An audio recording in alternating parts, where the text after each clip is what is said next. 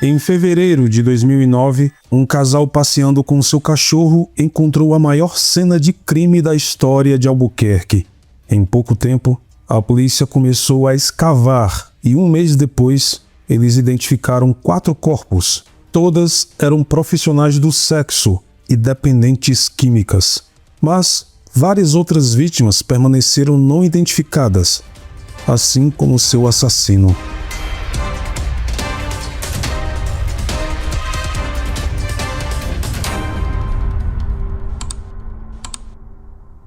A história de hoje começa no Novo México, um estado situado no sudoeste dos Estados Unidos, cujas diversas paisagens abrangem o deserto de Chihuahua e os montes Sangre de Cristo. Para muitos, a simples menção do Novo México traz à mente um terreno desértico que é retratado em programas como Breaking Bad.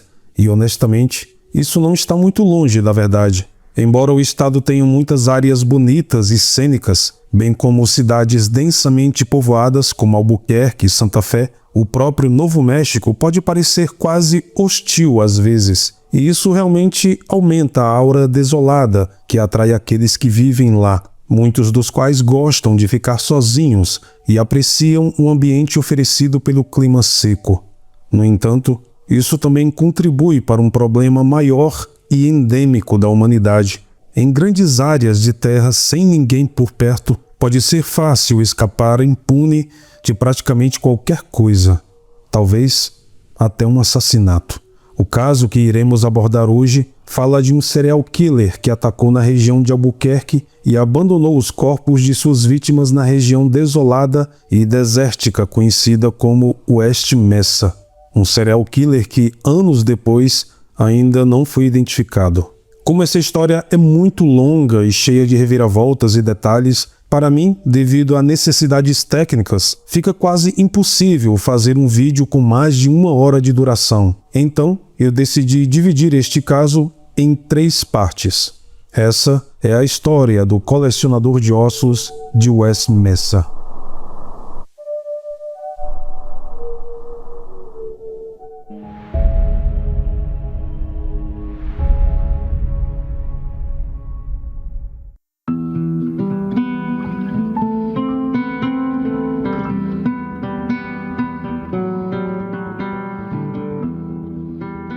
West Mesa é uma área de terra elevada no lado oeste de Albuquerque, localizada dentro dos limites da cidade e que se estende por mais de 20 quilômetros até Bernalillo, uma pequena cidade no extremo norte da área metropolitana de Albuquerque. West Mesa faz fronteira com a planície do Rio Grande e do Colorado Plateau, apelidado de Red Rock Country, uma vasta extensão de deserto que consome grande parte dos estados vizinhos, do Colorado, Utah e Arizona, além do próprio Novo México.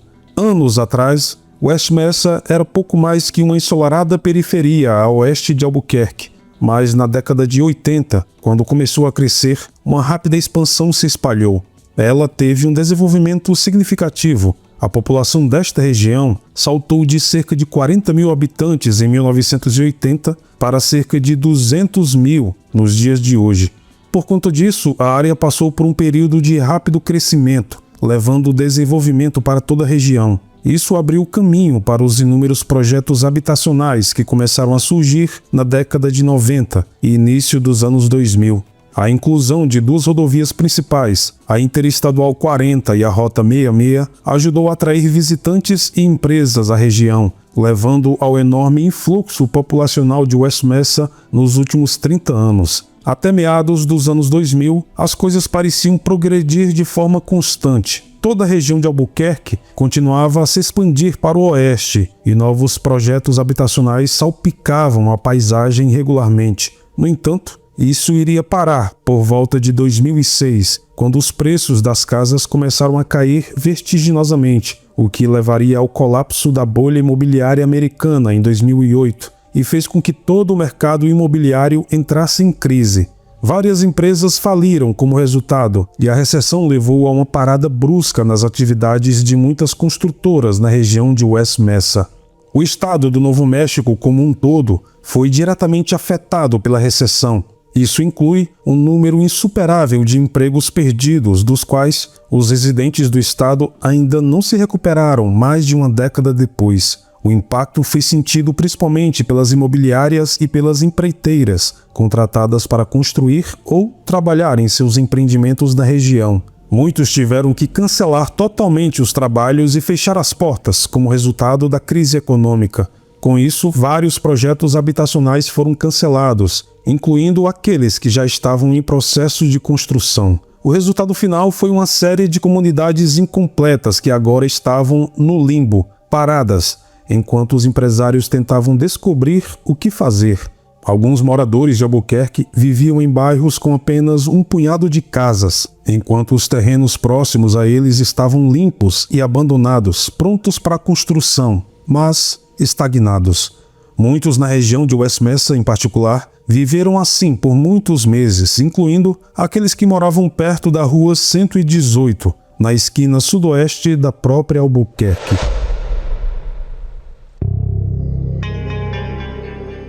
Christine Ross havia acabado de se mudar para esta região no outono de 2008. Ela morava em uma casa recém-construída com o marido e o cachorro, com quem fazia caminhadas regulares quase todas as noites. Os passeios que Christine fazia com o marido e o cachorro a levavam a uma área desabitada que estava em fase de planejamento para a construção de casas, mas, como dito na época, não passava de uma grande extensão de terra aplainada e blocos de cimento esquecidos. A empresa KB Homes, uma incorporadora imobiliária com sede em Albuquerque, comprou quase 100 acres desta terra na esperança de transformá-la em uma extensa subdivisão. Mas isso desmoronou completamente quando o mercado imobiliário entrou em colapso. Como resultado, tudo o que sobrou foram montes e mais montes de terra revirada e que agora servia como trilha para a caminhada dos poucos habitantes do lugar. No dia 2 de fevereiro de 2009, uma segunda-feira, Christine e seu marido levaram seu cachorro, Ruka, para passear. Ruka era uma mistura de Shar-Pei com labrador de 3 anos de idade, que, como todos os cães, curiosamente farejava objetos que chamavam sua atenção. Enquanto caminhavam na área dessas casas que não haviam se materializado, Ruka se deparou com um objeto que se projetava do chão. Christine e seu marido não ligaram para a insistência do cachorro em cavar, acreditando que seria mais um dos achados inúteis de Ruka. Mas, ao observarem melhor, o objeto parcialmente desenterrado parecia ser um osso humano. Christine então tirou uma foto do osso com seu celular e enviou para sua irmã, que era enfermeira. Pouco tempo depois, a irmã de Christine confirmou que o item provavelmente era um osso humano real. Então, o casal resolveu chamar a polícia. Quando os oficiais chegaram ao local, não demorou muito para eles confirmarem que o osso era de fato humano. Alguns relatos listaram o achado como sendo um fêmur, enquanto outros afirmam ser uma costela. A polícia decidiu continuar escavando para tentar descobrir o resto do corpo dessa pessoa, na esperança de identificá-la e, quem sabe, determinar se uma investigação era justificada ou não. Sem o conhecimento deles na época, esses policiais estavam prestes a desenterrar a maior cena de crime da história de Albuquerque.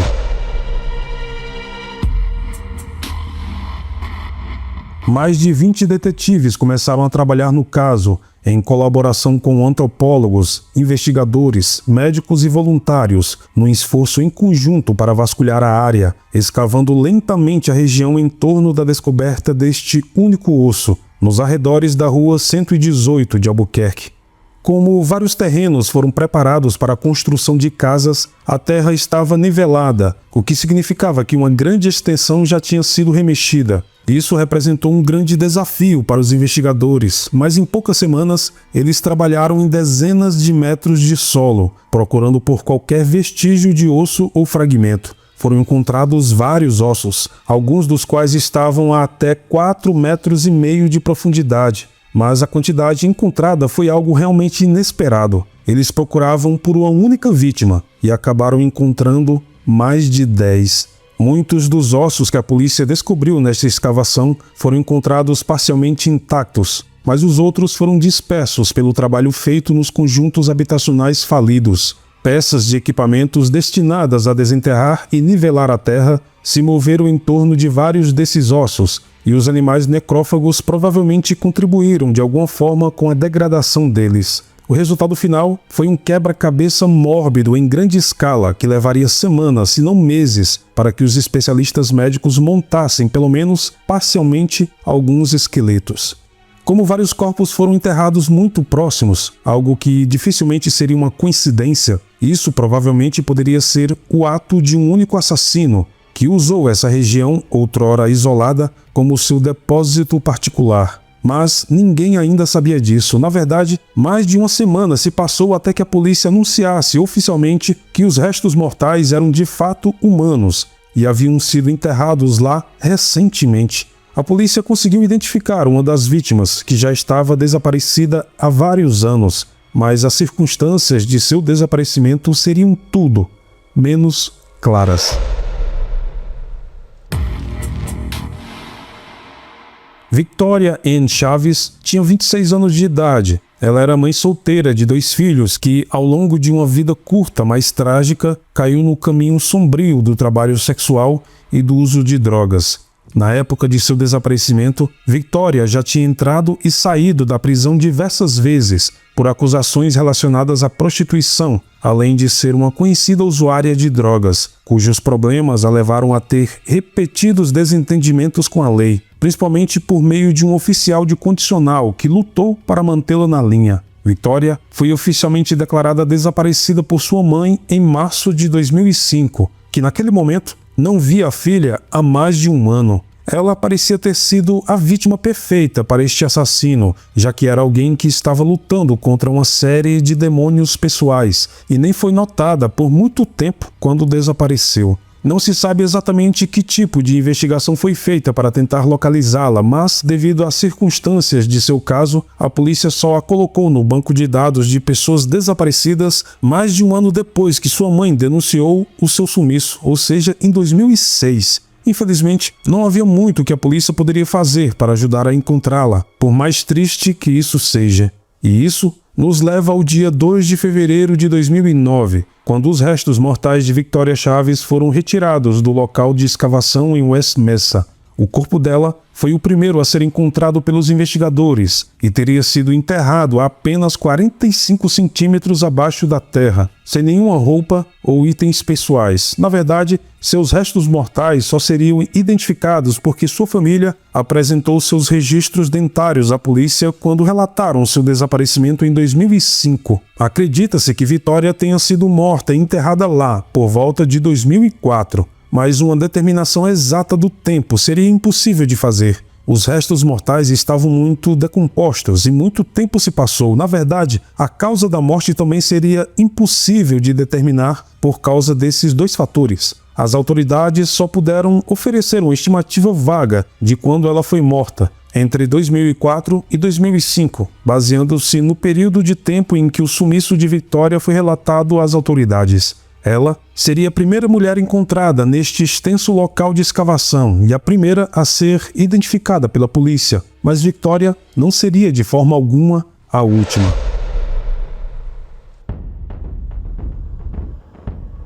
Após a descoberta dos restos mortais de Victoria e sua posterior identificação, a polícia continuou a exploração e escavação da área. Eles começaram a descobrir um número quase esmagador de ossos, na esperança de que pelo menos alguns deles não fossem humanos ou talvez pertencessem a um antigo cemitério. Esses ossos foram levados ao legista local, que os testou para determinar sua origem, um processo que levou muitos meses. Nesse meio tempo, os investigadores, novamente auxiliados por antropólogos e médicos, continuaram a escavação de West Mesa. Em poucos dias, eles encontraram provas da ocorrência de outros assassinatos e de mais corpos que foram abandonados na mesma área. Em 21 de fevereiro de 2009, um sábado, a polícia encontrou os ossos de mais 2 mulheres. Ambas foram encaminhadas para identificação. Então, apenas 2 dias depois, em 23 de fevereiro, eles encontraram outro corpo. Uma jovem que, em uma reviravolta trágica,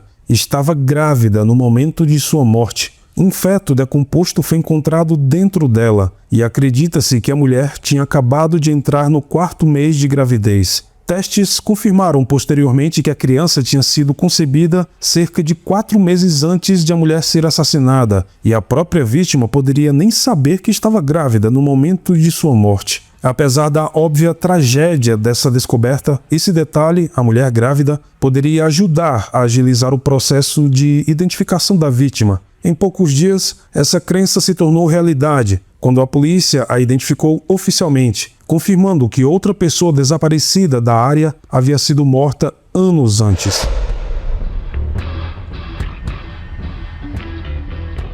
Gina Michelle Valdez nasceu no dia 1º de agosto de 1982. Ela era a mais velha de 3 irmãs, que amavam muito seus pais. Infelizmente, os pais de Michelle muitas vezes não conseguiram entender suas escolhas e estilo de vida rebelde quando ela entrou na adolescência. Michelle ficou grávida muito cedo, dando à luz a uma menina. Um menino viria alguns anos depois, e Michelle tentaria ao máximo ser uma boa mãe, mesmo com todas as dificuldades. Porém, ela acabou se envolvendo com as pessoas erradas, onde o trabalho sexual e o uso de drogas eram comuns. Mas sua família disse que isso não diminuiu quem ela era como pessoa. Numa entrevista concedida em 2009 para o Albuquerque Journal, a mãe de Michelle, Karen Jackson, disse o seguinte sobre sua filha: Michelle era uma garota muito divertida, sempre com um sorriso no rosto e simplesmente iluminava uma sala inteira com sua personalidade alegre. Todo mundo tem defeitos, e o dela eram as drogas. Mesmo assim, minha filha ainda era um ser humano incrível, sempre cuidando das irmãs, e uma mãe que amava seus filhos. O vício em drogas certamente não era o estilo de vida que Michelle queria. Ela disse que precisava de ajuda, mas nós não tínhamos dinheiro para pagar um tratamento. Então, foi muito difícil para ela conseguir sozinha. De fato, o uso de drogas começou a sobrecarregar a vida de Michelle e ela começou a se transformar, mesmo que de forma lenta, até que resolveu sair da casa dos pais, deixando seus filhos para a mãe criar. Depois, passava longos períodos de tempo sem dar notícias, voltando apenas para ver os filhos e pedir mais dinheiro. Eventualmente, Michelle simplesmente parou de voltar, e em pouco tempo, semanas se passaram sem que nenhum membro de sua família a visse ou falasse com ela. Em 22 de fevereiro de 2005, sem dar notícias por cerca de um mês, o pai de Michelle procurou a delegacia para relatar o seu desaparecimento. Na época, ela tinha 22 anos de idade. O homem contou à polícia que a única coisa que sabia é que sua filha estaria envolvida com prostituição e o uso de drogas. Isso não era novidade para os oficiais, já que Michelle tinha algumas condenações anteriores relacionadas à prostituição. Infelizmente, ela nunca mais seria vista com vida novamente. Mesmo sendo dada como desaparecida, o seu caso nunca foi investigado adequadamente devido ao seu histórico. Agora, vamos pular para fevereiro de 2009. Michelle foi o 8º corpo a ser encontrado em West Mesa e a 2ª mulher a ser identificada. Seus restos mortais foram encontrados juntamente com seu filho ainda não nascido. Não se sabe quando exatamente Michelle desapareceu, mas acredita-se que ela tenha sido morta aproximadamente no mesmo período de tempo que a vítima identificada anteriormente, Victoria Chaves, em algum momento entre 2004 e 2005.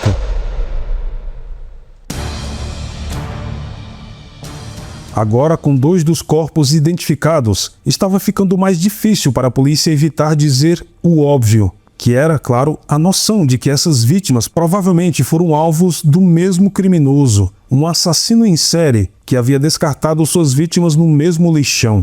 Apenas a título de curiosidade, todos os ossos foram encontrados no mesmo terreno, de 10 por 30 metros. Alguns desses ossos foram espalhados longe dos outros, mas vários dos restos humanos foram encontrados intactos, o que significava que eles foram minimamente perturbados pelos projetos de construção que desenterraram e aplanaram a terra ao seu redor. No momento que Michelle Valdez foi identificada como segunda vítima conhecida, cerca de 8 conjuntos de ossos já tinham sido encontrados, aumentando a contagem total de corpos para 10 até agora. Àquela altura, o que a polícia sabia era que as 2 mulheres identificadas estavam na casa dos 20 anos de idade e que tinham um histórico semelhante envolvendo trabalho sexual e uso de drogas, mas elas não forneciam uma ligação mais clara para os investigadores além disso. Ambas foram identificadas por meio de registros dentários, mas a polícia temia que isso não fosse possível com o restante dos ossos. Afinal, descobriu-se que alguns desses corpos não tinham nenhum registro dentário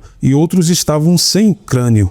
Em uma coletiva de imprensa realizada no dia 25 de fevereiro de 2009, o chefe do Departamento de Polícia de Albuquerque, Ray Schutz, declarou que a cena do crime de West Mesa era uma das maiores cenas de crime da história de Albuquerque. Ele alteraria esta declaração mais tarde, quando ficou claro que esta, de fato, não era uma das maiores, mas a maior cena de crime da história da cidade. Durante a conferência de imprensa, ele afirmou o seguinte: "Nós ligamos duas das vítimas com estilos de vida semelhantes. Isso dá aos detetives um bom lugar para começar. É aqui que o verdadeiro trabalho começa. Em algum momento, suas vidas se cruzaram. Outro indivíduo que esteve envolvido em suas mortes pode ter relação com a prostituição ou drogas, mas é algo realmente bem amplo." Schutz parecia indicar que as vítimas tinham sido mortas por um único criminoso, mas ele tentava se esquivar em declarar que tudo isso era obra de um serial killer. Em outra declaração feita no final daquele mês, Schutz disse: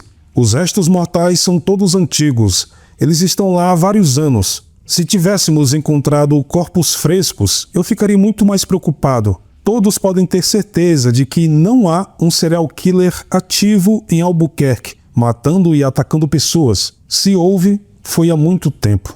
Esta declaração fez pouco para diminuir o medo das profissionais do sexo da região, cujas queixas sobre mulheres desaparecidas nos últimos anos foram massivamente ignoradas pelas autoridades policiais, que agora faziam parecer que as vítimas mortas há apenas 4 anos eram algum tipo de história antiga, cuja própria profissão era o motivo para dispensá-las como vítimas dignas de preocupação.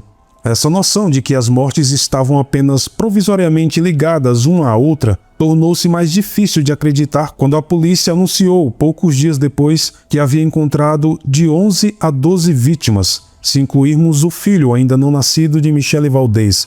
Os investigadores já tinham começado o processo de desarquivar investigações de pessoas desaparecidas, mulheres jovens e profissionais do sexo, desde a década de 1980. Muitos desses casos sequer foram investigados na época. No entanto, devido às estimativas feitas pelo médico legista, os corpos que a polícia encontrou estavam enterrados há menos de uma década. Portanto, acreditava-se que esse assassino, quem quer que fosse, provavelmente só atacou no início dos anos 2000. Essa hipótese partiu de uma lista de jovens desaparecidas na região entre 2001 e 2006. Uma lista cujas origens eu contarei no próximo vídeo, portanto, guardem essa informação. Na época, todas as opções precisavam ser exploradas pela polícia, mas essa hipótese seria posteriormente comprovada como correta. Felizmente, porém, a lista de trabalhadoras do sexo desaparecidas da região de Albuquerque tornou mais fácil para a polícia reduzir possíveis inconsistências e eles foram capazes de identificar rapidamente a terceira e quarta vítima,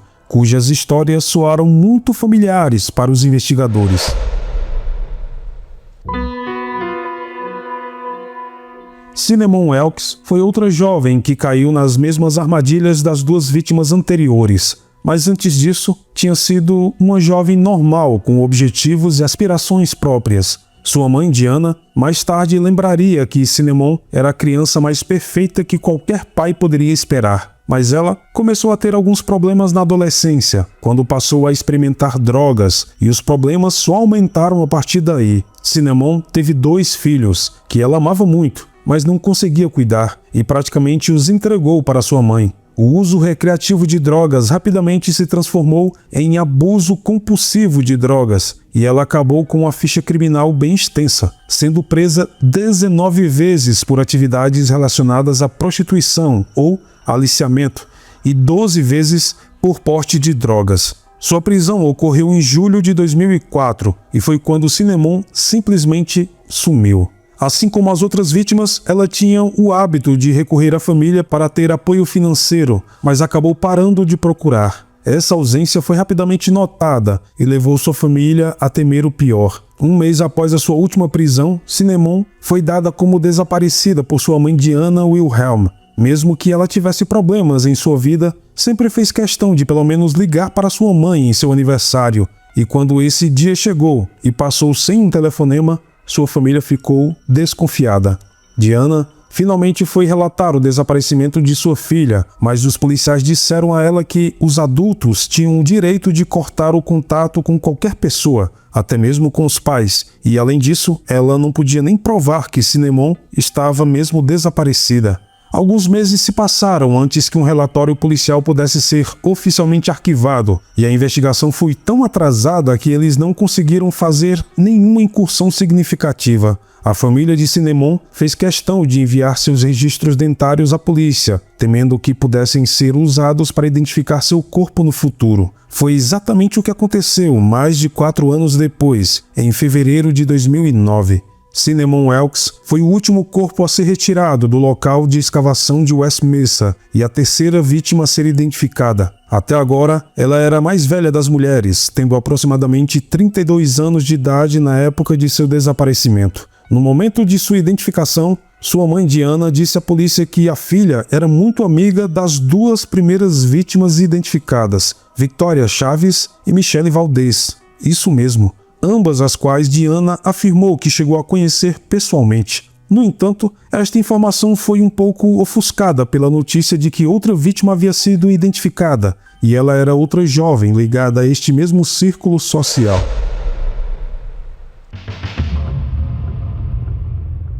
Julianne Cindy Nieto, mais conhecida como Julie, nasceu em Albuquerque, Novo México, filha de uma mãe solteira chamada Eleonor, e tinha uma irmã chamada Valerie, de quem era muito próxima e apegada. Julie sempre foi muito mais baixa que as outras jovens de sua idade, tanto que sua mãe tinha que costurar e alterar constantemente qualquer roupa nova para que servisse nela. Na adolescência, Julie deu à luz a um menino a quem amava imensamente. Ela não se envolveu com nenhum tipo de drogas até os 19 anos, quando durante uma noite em um bar, um rapaz que ela flertava a convenceu a experimentar. O uso casual rapidamente se tornou independência, e o resto de sua história é, infelizmente, um terreno que já pisamos 3 vezes neste vídeo com as outras vítimas. Julie Nieto foi vista pela última vez por sua família em agosto de 2004 e foi dada como desaparecida pouco tempo depois. Devido aos seus problemas, não apenas com drogas, mas com prostituição que resultou em 4 prisões, não foi feito muito esforço para encontrá-la na época.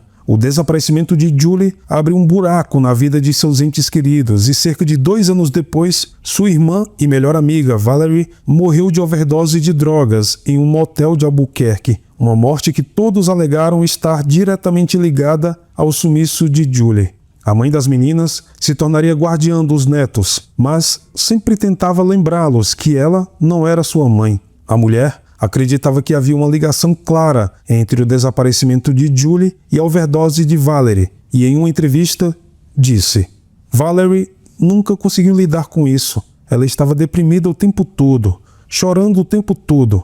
Julie foi a única irmã que ela teve, e amiga também.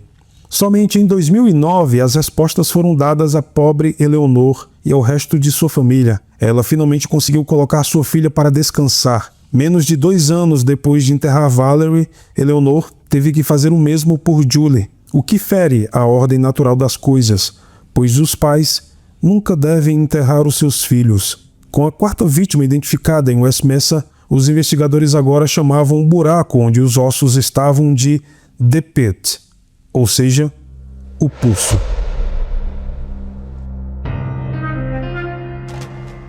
A identificação dessas vítimas elevou o total de mulheres assassinadas conhecidas para 4, mas vários outros corpos permaneceram não identificados até então. A polícia continuou tentando juntar os restos mortais, ao mesmo tempo em que procuravam entender o que as ligavam, para finalmente, quem sabe, encontrar o seu assassino. Elas não eram apenas profissionais do sexo com problemas conhecidos com drogas. As 4 mulheres também seriam amigas ou se conheciam. Pelo menos uma vez na vida, elas trabalharam juntas ou próximas uma da outra e frequentemente mantinham os mesmos círculos sociais. Além disso, todas as 4 desapareceram no mesmo período de tempo, um intervalo de aproximadamente 6 meses entre o final de 2004 e início de 2005. O chefe da polícia de Albuquerque, Ray Schutz, já tinha admitido que as mulheres provavelmente encontraram seu destino nas mãos de um único indivíduo, mas continuou a se abster de usar a frase serial killer.